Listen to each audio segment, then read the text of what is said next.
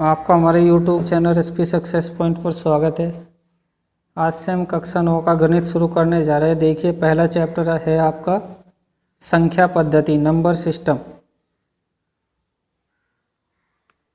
तो संख्या पद्धति चैप्टर पढ़ने से पहले आपको संख्याओं के बारे में जानना होगा। पहला चैप्टर है आपका संख्या पद्धति, नंबर सिस्टम। तो देखिए, संख्याएं कितने प्रकार की होती है मुख्य रूप से। पहला होता है आपका नेचुरल नंबर्स, प्राकृतिक संख्याएं। जो आपकी प्राकृतिक संख्या ये 1 से शुरू होती है। 1 2 3 4 5 6 जितनी भी काउंटिंग वाली संख्या है आपकी प्राकृतिक संख्याएं कहलाती है, नेचुरल नंबर। और इनको n से रिप्रेजेंट करते हैं, कैपिटल N से। दूसरा आ जाइए संपूर्ण संख्याएं, होल नंबर्स। नेचुरल नंबर में 0 और ऐड कर दीजिए, 0 1 2 3 डॉट डॉट ये चलती रहेगी इन्फिनिटी तक। तो 0 और ऐड करने के बाद जो आपकी प्राकृतिक संख्या ये होल नंबर्स में कन्वर्ट हो जाती है, होल नंबर्स। इसके बाद आ जाइए पूर्णांक। होल नंबर को W से रिप्रेजेंट करते हैं। इसके बाद आ जाइए पूर्णांक, इंटीजर्स। जो आपकी पूरी संख्या है 1 2 3 4 0 -1 -2, चाहे वो माइनस की हो चाहे प्लस की, तो एक पूरी संख्या हमारी पूर्णांक कहलाती है, पूर्णांक। और इनको I से रिप्रेजेंट करते हैं। किससे रिप्रेजेंट करते हैं? I से। माइनस वाली संख्याओं को I माइनस भी लिख देते हैं और प्लस वाली संख्याओं को I प्लस। और कहीं कहीं पर इनको Z से भी रिप्रेजेंट कर देते हैं। पूर्णांक संख्याओं को या तो I से रिप्रेजेंट करते हैं या Z से। आगे आ जाइए इवन नंबर्स, सम संख्याएं। 2 से विभाजित होने वाली जितनी भी संख्याएं सम संख्याएं कहलाती है। 2 4 6 8 10 12 इस तरह की जो संख्या जो 2 से डिवाइजेबल होती है उनको इवन नंबर बोलते हैं, सम संख्याएं। इसके बाद आ जाइए विषम संख्याएं, ओड नंबर्स। जो 2 से डिवाइजेबल ना हो, 2 से विभाजित ना हो, उनको ओड नंबर बोलते हैं, विषम संख्याएं कहते हैं। इसके बाद आ जाइए अभाज्य संख्याएं, अभाज्य संख्या जिनको प्राइम नंबर्स बोलते हैं और ये 2 से शुरू होते हैं। किन्हें कहते हैं प्राइम नंबर्स? जो या तो 1 से डिवाइजेबल होते हैं, 1 से विभाजित होते हैं, या अपने आप से विभाजित होते हैं, स्वयं से विभाजित होते हैं या 1 से। इस तरह की जो संख्या होती है आपकी अभाज्य संख्या कहलाती है। और काफ़ी इंपॉर्टेंट पोर्शन है और आपको ध्यान रखना, संख्या 2 से शुरू होती है, 2 3 5 7। केवल 2 हमारी सम अभाज्य संख्या है। इसको छोड़कर जितनी भी आपकी अभाज्य संख्या है सारी जो है विषम संख्या है। केवल 2 सबसे छोटी सम अभाज्य संख्या है, 2 से ही शुरू होती है और केवल सिंगल सम अभाज्य संख्या है। अब आगे आ जाइए रैशनल नंबर्स, परिमेय संख्याएं। देखिए किन्हें कहते हैं? P/Q एक परिमेय संख्या होगी यदि Q is not equal to 0। कोई भी संख्या ले लीजिए, उसके बटे में 0 नहीं होना चाहिए, बटे वाली संख्या 0 नहीं होना चाहिए। और जहाँ P और Q क्या है आपके?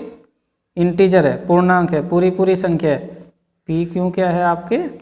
इंटीजर है। और Q is not equal to 0, Q आपका 0 नहीं होना चाहिए। यदि 0 अपॉन में होता है तो अपरिभाषित हो जाता है, इन्फिनिटी। तो इसके लिए क्या कंडीशन है? कोई भी संख्या परिमेय संख्या कहलाएगी यदि Q is not equal to 0। इसके बाद आ जाइए अपरिमेय संख्या।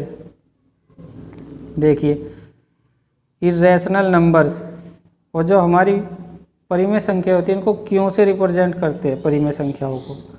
अपरिमेय संख्या, इर्रेशनल नंबर्स, जिन संख्याओं को P/Q की फॉर्म में नहीं लिखा जा सकता, वह क्या कहलाती है आपकी? अपरिमेय संख्या है। जैसे √2 √3 √5 इस तरह की जो संख्या, इनको अपरिमेय संख्याएं कहते हैं। ये थी आपकी अपरिमेय संख्या। अब आ जाइए 9 पर भाज्य संख्याएं। वह संख्याएं जो स्वयं के अलावा किसी और संख्या से भी विभाजित होती है, भाज्य संख्याएं कहलाती है। तो ये मुख्य रूप से आपकी लगभग सभी संख्याएं खत्म हो चुकी, इनको अच्छे से नोट कर लीजिए। नोटबुक में इनके बारे में आपको पता होना चाहिए, कौन सी संख्या किस प्रकार की होती है और इनको रिप्रेजेंट करते हैं। अब आ जाइए अपनी एक्सरसाइज पर। देखिए पहला क्वेश्चन, क्या शून्य एक परिमेय संख्या है? क्या इसे आप p बटे क्यू की फॉर्म में लिख सकते हैं, जहां p और q पूर्णांक है और q is not equal to 0? तो बताइए इसका आंसर बताइए पहले क्वेश्चन का। तो इसका आंसर हो जाएगा आपका हाँ, जो आपकी 0 है एक परिमेय संख्या है, क्योंकि हम इसको q बटे p बटे q की फॉर्म में लिख सकते हैं।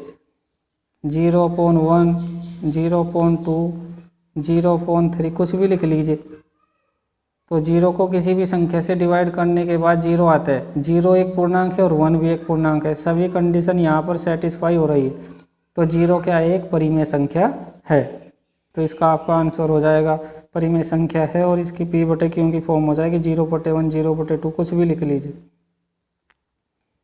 अब नेक्स्ट क्वेश्चन पर आ जाइए। क्वेश्चन नंबर 2, 3 और 4 के बीच 6 परिमेय संख्याएं ज्ञात कीजिए। देखिए किस किस के बीच निकालनी है आपको? 3 व 4 के बीच 6 परिमेय संख्या आपको निकालनी है। तो इसके बटे 1 मान लीजिए। तो पहली संख्या में कितने से गुना करना है आपको? 7 से। जितनी संख्या आपको बोल रहा है उसके एक ज़्यादा से, इसमें भी 7 से ऊपर और 7 से नीचे मल्टीप्लाई कीजिए, गुणा कीजिए। कितना हो जाएगा? 21/7। और दूसरा कितना हो जाएगा आपका? ये हो जाएगा 28/7। तो क्या हो जाएगी आपकी इनके बीच संख्या? 22/7, 23/7, 24/7, 25/7, 26/7 और 27/7। 1, 2, 3, 4, 5, 6 ये आपकी 6 संख्याएं निकल चुकी 3 और 4 के बीच। इस प्रकार से इस क्वेश्चन को आप कर सकते हो। नेक्स्ट क्वेश्चन पर आ जाइए। क्वेश्चन नंबर 3, 3/5 और 4/5। नेक्स्ट क्वेश्चन पर आ जाइए। क्वेश्चन नंबर 3, 3/5 और 4/5 के बीच 5 परिमेय संख्याएं ज्ञात कीजिए। तो देखिए किस किस के बीच? 3/5 व 4/5। देखिए किस प्रकार से आपको ये करना है। 3/5 व 4/5 के बीच आपको कितनी परिमेय संख्या निकालनी है? 5। तो इसमें 6 से मल्टीप्लाई कीजिए, 6 से गुना कीजिए ऊपर नीचे। 3 गुना 6, 5 गुना 6। दूसरा हो जाएगा आपका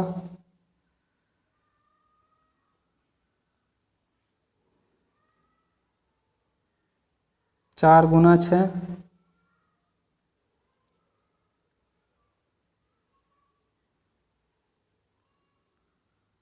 और नीचे हो जाएगा 5 गुना 6। कितना हो जाएगा आपका ये? 36/18/30। दूसरा हो जाएगा आपका 24/30। तो क्या हो जाएगा यहाँ से? 18 के बाद 19/30,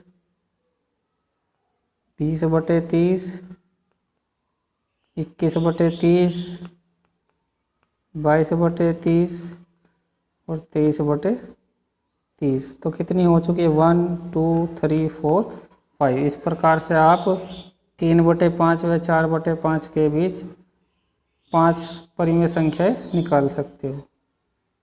नेक्स्ट क्वेश्चन पर आ जाइए। नीचे दिए गए कथन सत्य है या असत्य? कारण के साथ उत्तर दीजिए। प्रत्येक प्राकृतिक संख्या एक पूर्ण संख्या होती है। तो बताइए सत्य है या असत्य? प्रत्येक प्राकृतिक संख्या एक पूर्ण संख्या होती है। ये आपका राइट हो जाएगा। जो आपकी प्राकृतिक संख्या होती है कितने से शुरू होती है? 1, 2, 3, 4।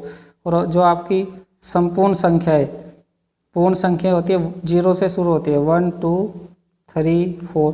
तो आपकी सारी प्राकृतिक संख्याएं पूर्ण संख्याओं के अंदर आती है। तो इसलिए क्या हो जाएगा, सत्य हो जाएगा। प्रत्येक पूर्णांक एक पूर्ण संख्या होती है, बिल्कुल राइट। प्रत्येक पूर्णांक एक पूर्ण संख्या होती है, यही तो इसकी परिभाषा है। प्रत्येक पूर्णांक एक पूर्ण संख्या होती है।